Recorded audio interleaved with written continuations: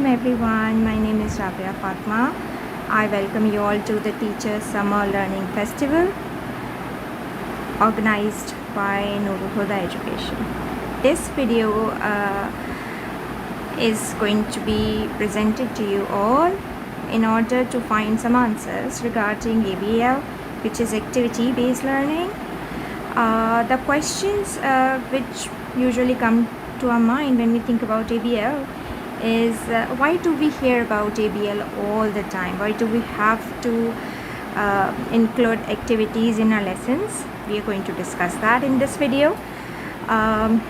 Why couldn't we use so many activities that we learn in the traditional training sessions? Why do we see them being implemented in the videos, but when we try them in the class, when we actually execute them in the class, we don't see the same results we see in the videos? So do we have less intelligent students? Absolutely not. Then where are things going wrong? How can we control it? We are going to discuss that. How to stop wasting the whole unit in activities and holding another class to achieve our lesson objectives. It happens, right? We spend the whole unit try to complete the activity, and then at the end of the lesson we get to know that our lesson objective is nowhere near achieved. So we are going to think about this problem and going to find out the solution. Why does it happen with us? Lastly, my video is going to help you find out why to choose between LO and activities. Why can't we have them both in our lesson? Secondly, I'm going to tell you in this video how to combine lesson objectives and activities in our lesson that they look completely organized. Moving on, let me introduce myself to you. I've told you what are you going to find in my videos, and then I'm going to tell you something about myself. As I've already told you, my name is Rabia Fatima. I have done masters in linguistics from the University of Karachi. I'm very passionate about curriculum development. I'd like to create activities and some components. I like to play with them in a sense that I try to implement something, try to come up with a strategy which is going to be fun, which is going to be hands-on, and which usually my students find really in a way positive learning environment, and then they find it interesting enough to do in the class. I've been fortunate enough to join City School Gulistan Johar campus. As you all can understand, the learning never stops in this campus and this organization. Moving on, let's come to the topic, which is activity-based learning. Activity-based learning, or ABL, was started sometime during World War II by David Hosberg. Now it's very important about the initial stage of this methodology, how people perceived learning at that time. Somehow I'm not going to talk about how we are perceiving education right now in some of the traditional institutes. Let's think about that. Let's think about the advancement that we have now. Teachers are not the center of wisdom. Now we are not pouring wisdom to the empty vessels. We are actually guiding them towards the wisdom. That's what we are doing. So the roles are reversed, and classrooms have become more interactive. Now,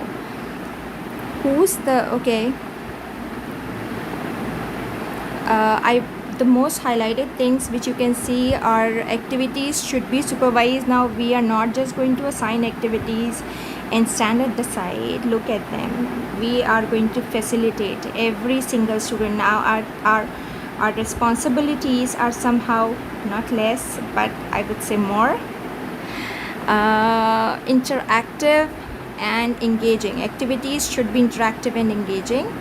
They should be hands-on, and the most important part is They should be perfectly aligned with our learning objectives and assessments. Now this is where most of the things go wrong when we are doing, these activities in the class. More important points regarding ABL: engage. Those are engaging activities. Every student has to participate. Children are involved in doing the activities designed and thus engage in their own learning process. Experiment, explore, and express. Of course, this is somehow we are learning by doing things. We concentrate on students learning themselves. We are guiding them towards some lesson.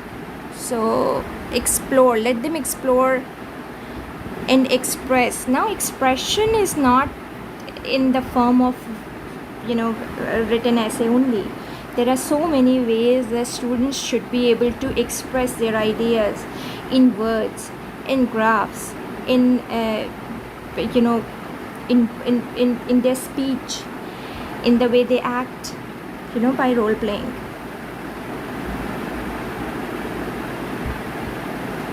What are the benefits of activity-based learning? Improved understanding and retention. By allowing students to explore, experiment, and problem solving, we are more likely to retain the information long term as it becomes a part of their experiences. Enhanced motivation and engagement. Activities should be able to engage students. Students should explore. Now there sometimes let's go back some time and let's think about that. Students used to have all the questions in the class and they are supposed to give one single correct answer. This is what we are going to eliminate in activity-based learning. Every student has a capacity to be creative, to be different from others. Obviously we are going to take into consideration. This is very important point. Development of critical thinking and problem solving skills. Again, these are real life. We give real life situations, we give hands-on activities, everything which is related to how they are going to communicate in the real world is going to be part of our lesson. Another important point is fostering collaboration and teamwork. Now we know about group work. Group work, like we are supposed to do all the time in the class. Somehow we try to manage class in a way that, okay, we are not going to manage the groups, so let's assign the thing individually. Students are going to do it because let's accept that group work is a bit complicated thing, and then we have to actually learn about it, learn the strategies, how to tackle a class which is more than 30. When we have more than 30 students in a class, we need to combat this strength with strategies to achieve the maximum goals. Building self-confidence. When we talk about expression, when we talk about exploring the answers, we should give the confidence to the students that they can express their ideas. They would know that students and the other students or teacher, nobody is going to laugh at them. So we are supposed to give this confidence to the students. Otherwise, the creativity, the innovation that students hide in the classroom, we should not even think about that in ABL classroom. What are the principles of activity-based learning? As you might have already guessed, it is experiential learning by doing. Hands-on activities, as I've mentioned before, that should have hinted already at experiential learning.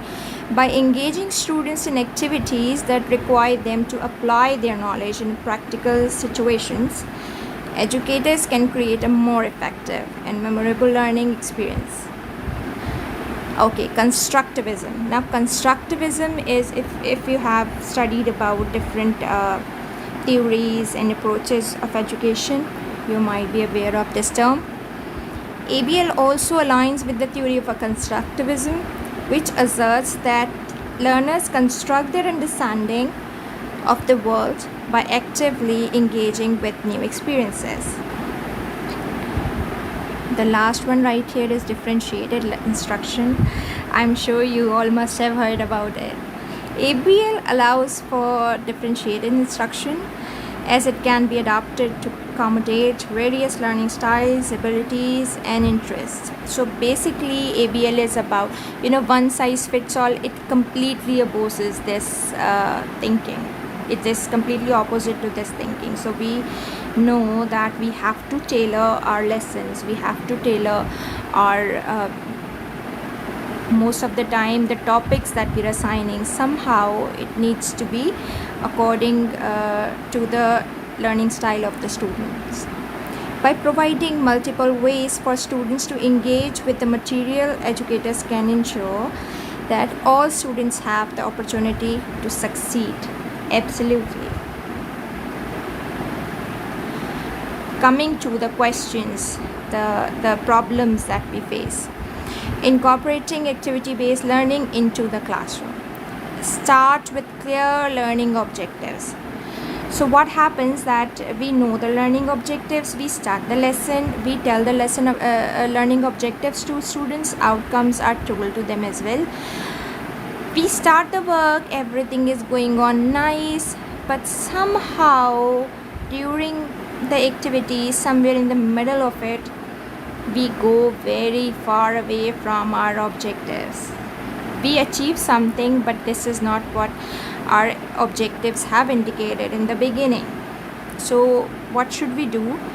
We should always come back to our lesson objectives, align them with our assessments. They should be the activities, lesson objectives, and assessments. They all should be aligned. We should test what our objectives have been. Create engaging activities. Now, what happens if I made the group of 4 students? 3 students are working, but one is not really into anything which I'm offering. What should I do? Do you remember I told you about group work, how we need to learn about it before actually having group activities in the class? If we would not know about the techniques of grouping, it is going to be disastrous. Let me tell you this, in order to organize students in groups, we need to know our students very well. What are the strengths and what are the weaknesses of our students? Once we know that, we'll be able to divide them in groups. Believe me or not, there is an activity. I'm going to be very honest right here because I'm a practicing teacher. I'm not just instructor who is throwing theories in front of you.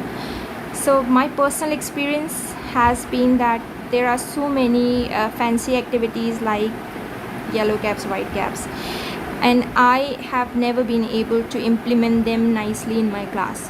Why does it happen? Because I have to find a lesson which is going to accommodate those activities. Now, when that lesson comes, usually I don't have time, and some activities are very typical.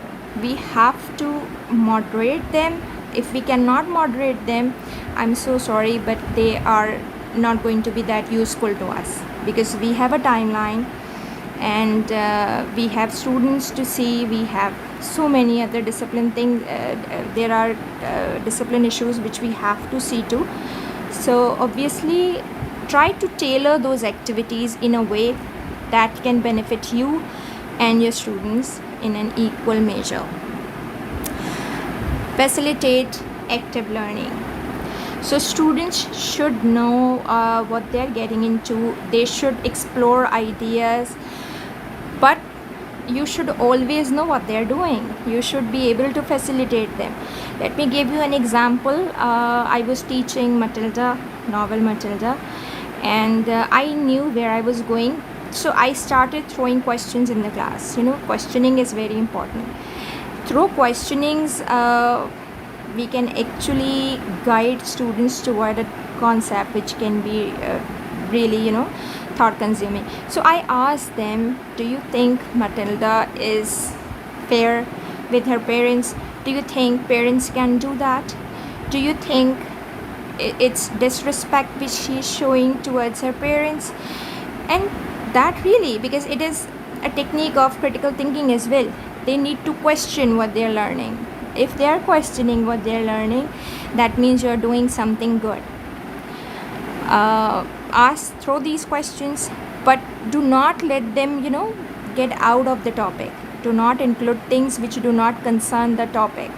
So I started asking these questions, and then, because my topic was writing an alternate ending, so I asked them to change one or two things about the story and then rewrite something, so that it should make sense. What do they want to change in the story? Ask students to do that.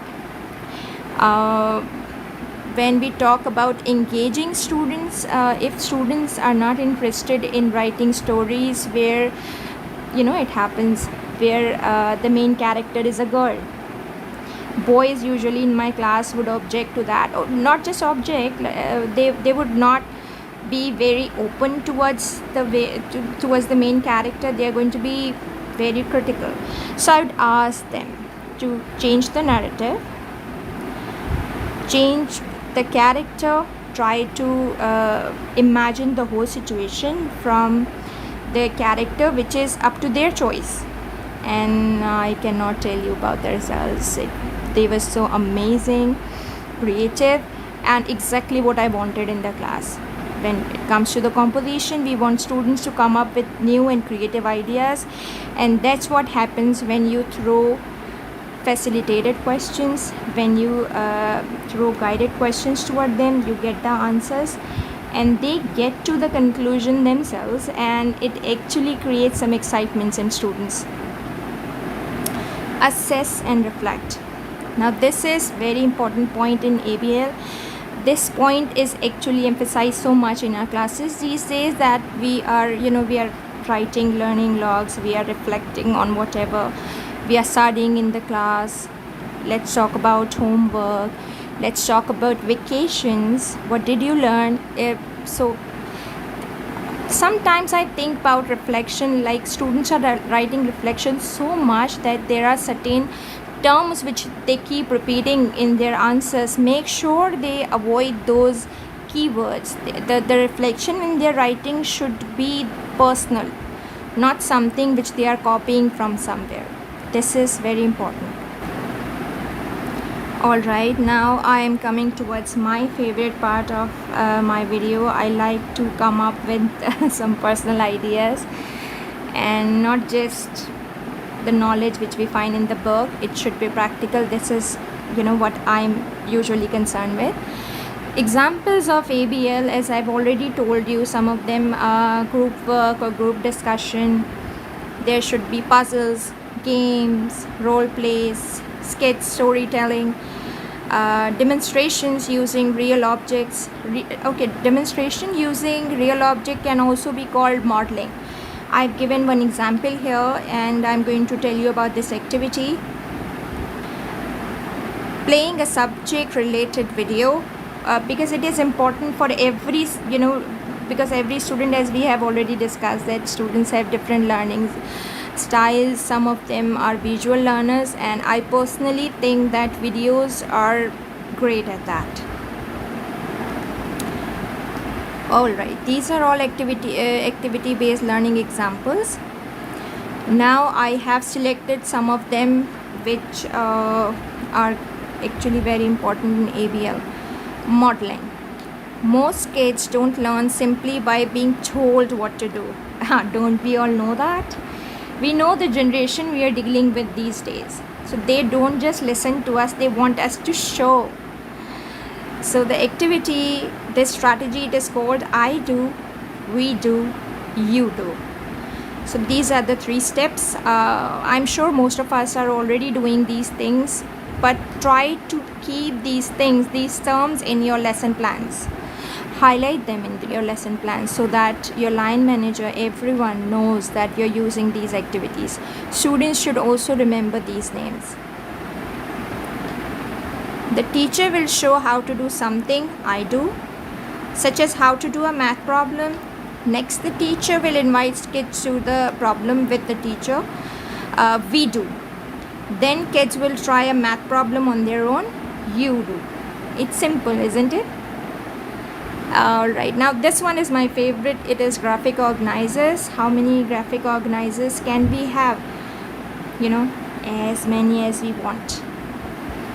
Graphic organizers are visual tools. They show information or the connection between ideas.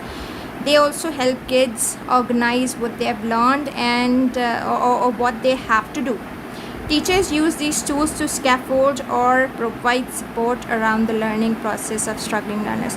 Now, we already know about the meaning of scaffold and how do we implement this? Graphic organizers are one of my favorite. Look at this one, indirect characterization style method. Now we read about novels and we have to write character sketch in the class. This is the graphic organizer which has helped me a lot. It is called writing characterization using style method. So S means speech here, what kind of speech the character has. T means thought, what kind of thoughts. For example, some of the characters are not very vocal, so they tell us about the thoughts that we have. Their thought process is somehow explained in the text. From that text we can understand the character. Then we have effect on others, very important. Actions, what kind of person he is, what he does, he or she. And then looks, physical appearance is very important when we are writing character analysis or when we are writing character sketch. You know that very well. Now when we write these things in proper order in a graphic organizer, students find out they find out details, they find out quotes from the text, and then they do the citation, which is very important. They tell us where do they find certain text, certain thing about the character from which chapter, and this is how they complete the character sketch in this way. And finally they are going to write it in a paragraph form. So work is done in a very organized way, and students remember about the important points which they need to mention in character sketch this way. Before I talk about the critical thinking strategies, I need to tell you more about storyboard ideas. Okay, I don't have right now. I'm going to show you some of the pictures I've taken of my students. I try to save everything, all the work that my students do. I have some pictorial evidence all the time with me. So storyboard ideas are somehow visual. Again, those are visual tools as we have read in the previous slide. But then we define, they tell us about the introduction paragraph, about the middle paragraph, and then the conclusion. Somehow when students are writing stories, you might have seen that they go on writing and they just stop understanding that it's the middle of the story. There has to be a problem and there has to be a resolution of the problem as well. So when we provide the story, when we provide the graphic organizer in which everything is mentioned, they keep into consideration, because that task completion is one thing and language is one thing in composition. Both are very important things. Moving on, now we have critical thinking ideas. This activity is my favorite. You are going to use it not just for your class. You can always use it for your own, for your personal problems with whatever you are facing. Plus minus interesting. PMI is a brainstorming technique for gathering feedback on an idea, concept, or when a team takes a retrospective look at a recently completed set of work. So it's very simple. When you have to do something but you cannot decide which way to go, what is the positive point about that particular. For example, you don't know you know uh, which composition to write. Somehow students have problem when they are writing on the given topic. It's descriptive, narrative, or if it's something which they are feeling difficulty about, so they need to use this strategy in order to find out positive, minus means negative points, and then interesting points about that particular activity individually.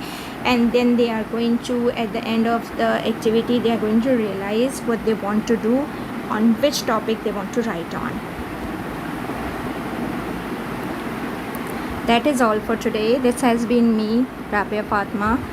I hope we all have learned something, or some strategies that we can surely use in our classrooms.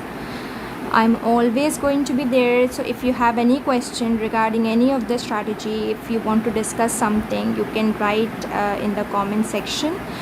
I'm surely going to come back and see the video when it has been uploaded, and I'm going to respond to your message. Hope we have a happy learning this vacation and even afterwards, because we need that, right? Thank you so much everyone. Allah Hafiz.